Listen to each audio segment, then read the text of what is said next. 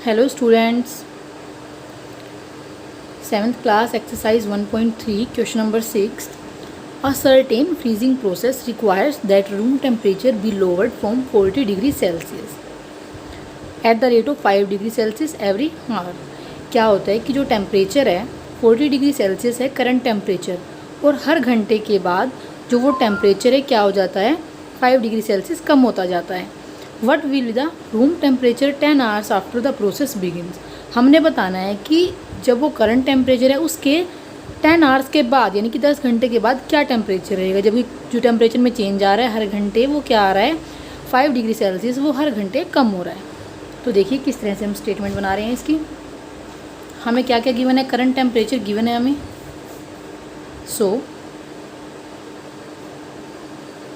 Current temperature कितना given है, current temperature हमें 40 डिग्री सेल्सियस. सेकंड, चेंज हो रहा है temperature 5 degree Celsius every hour, और हमने बताना है 10 आवर्स. तो चेंज इन टेम्परेचर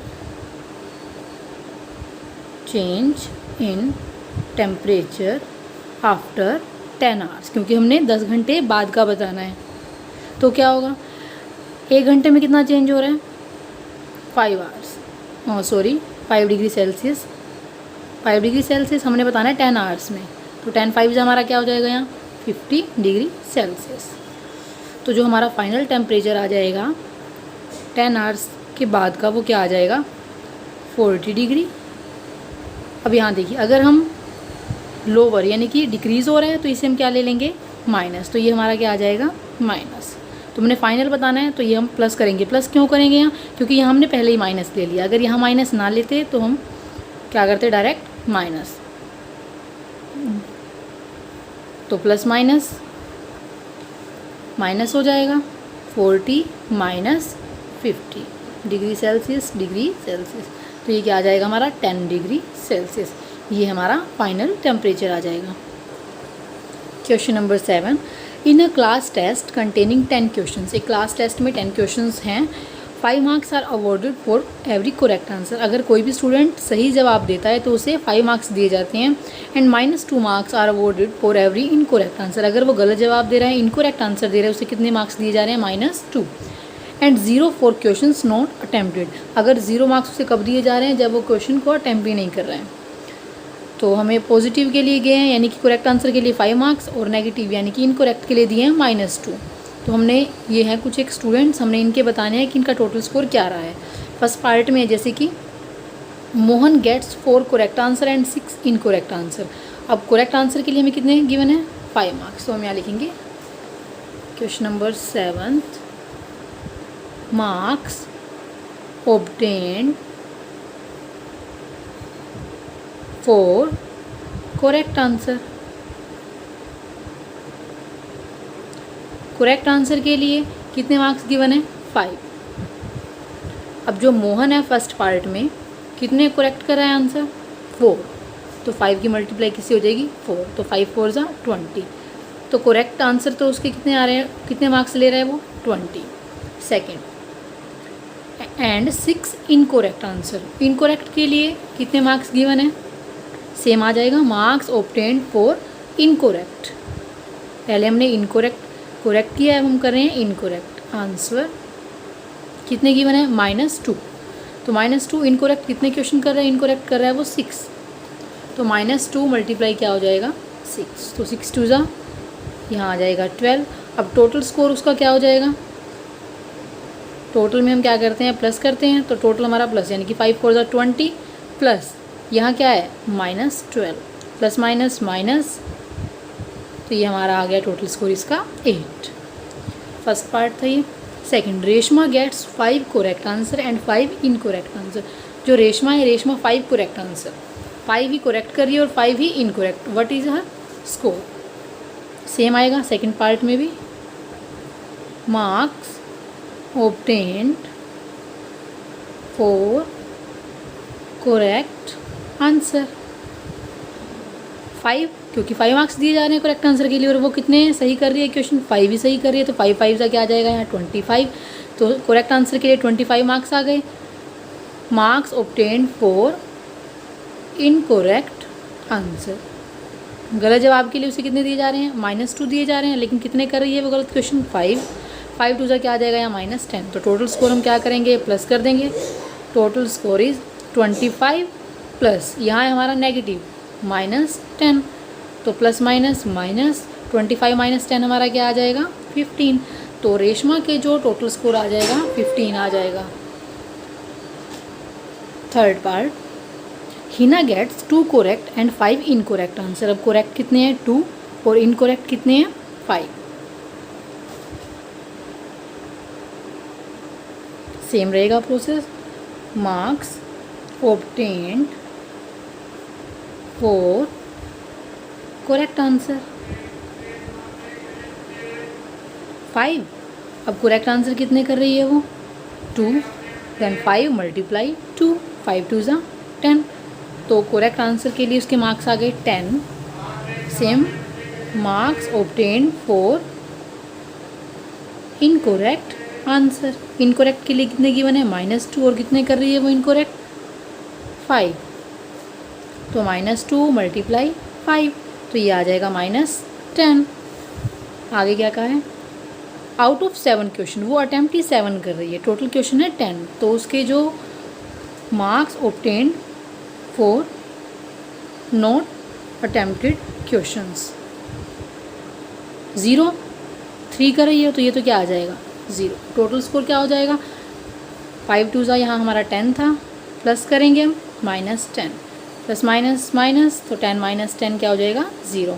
तो उसका टोटल स्कोर क्या रहा 0। Question number 8, a cement company earns a profit of ₹8 पर बैग ऑफ वाइट सीमेंट। जो एक कंपनी है वो कितना प्रॉफिट अर्न कर रही है, 8 रुपीज़ का, किसके ऊपर, एक वाइट सीमेंट सोल्ड। ये बैग है जो वाइट सीमेंट, उसके बैग के ऊपर वो 8 रुपीज़ का प्रॉफिट कर रही है जब वो उसे सेल करती है। एंड लॉस ऑफ ₹5 पर बैग ऑफ ग्रे सीमेंट। जब वो ग्रे सीमेंट वाला जो बैग है उसे सेल कर रही है तब वो 5 रुपीज़ का क्या कर रही है, लॉस उठा रही है जो कंपनी है। वाइट सीमेंट के बैग पर 8 रुपीज़ का प्रॉफिट और ग्रे सीमेंट के बैग पर 5 रुपीज़ का loss. The company sells 3000 bags of white cement. अब वो 3000 बैग सीमेंट कौन सी है, जो वाइट सीमेंट उसके सेल कर रही है।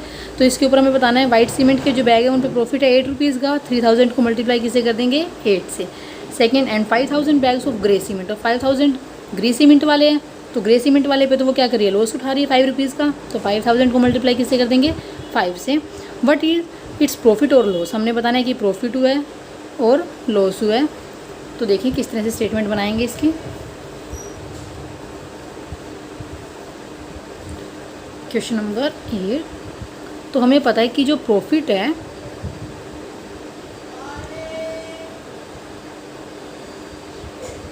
Selling by white cement bag. जब वो वाइट सीमेंट जो बैग्स हैं उसे सेल करिए, कितने रुपीज़ का प्रॉफिट हो रहा है उसे 8 रुपीज़ का। और कितने उसने बैग सेल किए हैं फर्स्ट टाइम में 3000, तो 3000 हो गया ये प्रॉफिट वाले, यानी कि 3 8 हमारा क्या हो जाएगा 24,000। ये आ गया हमारा प्रॉफिट जो 24,000 का है। उसके बाद loss selling by grey cement bag. जो ग्रे सीमेंट बैग है उसके ऊपर लॉस कितना हो रहा है 5 रुपीज़ का। और टोटल कितने बैग सेल किए हैं 5000, तो 5000 ये हो जाएगा 5 5 ज़ा 25,000। अब देखिए यहाँ ये हमारा प्रॉफिट है, ये हमारा क्या है लॉस। तो क्या ज़्यादा है, प्रॉफिट ज़्यादा है या लॉस ज़्यादा है। तो हमारा जो लॉस है यानी कि 25,000 ये लॉस है हमारा, ये ग्रेटर है किससे, प्रॉफिट से। So loss is greater than profit. तो हमारा 25,000 माइनस क्या कर देंगे हम 24,000, तो ये हमारा आ गया 1000। तो लॉस हुआ है कितने का 1000 का। B part, what is the number of white cement bag it must sell. कि कंपनी जो है कितने वाइट सीमेंट के बैग सेल करे to have neither profit nor loss, कि ना तो उसे प्रॉफिट हो ना ही लॉस हो। If the number of grey bag sold, और जो ग्रे सीमेंट्स के जो बैग है वो सेल हो चुके हैं 6400 बैग्स। तो हमें वाइट जो सीमेंट के बैग्स हैं उनके जो नंबर है हमें वो फाइंड आउट करने हैं। तो हम लेट करेंगे कि वाइट सीमेंट के बैग को हम एक्स लेट कर रहे हैं। So B part, let white cement bag to be sold. क्या लेट कर लिया हमने उसे, एक्स। अब देखिए क्या कहा है कि जो ग्रे सीमेंट के बैग्स हैं वो 6400 बैग सेल कर चुका है।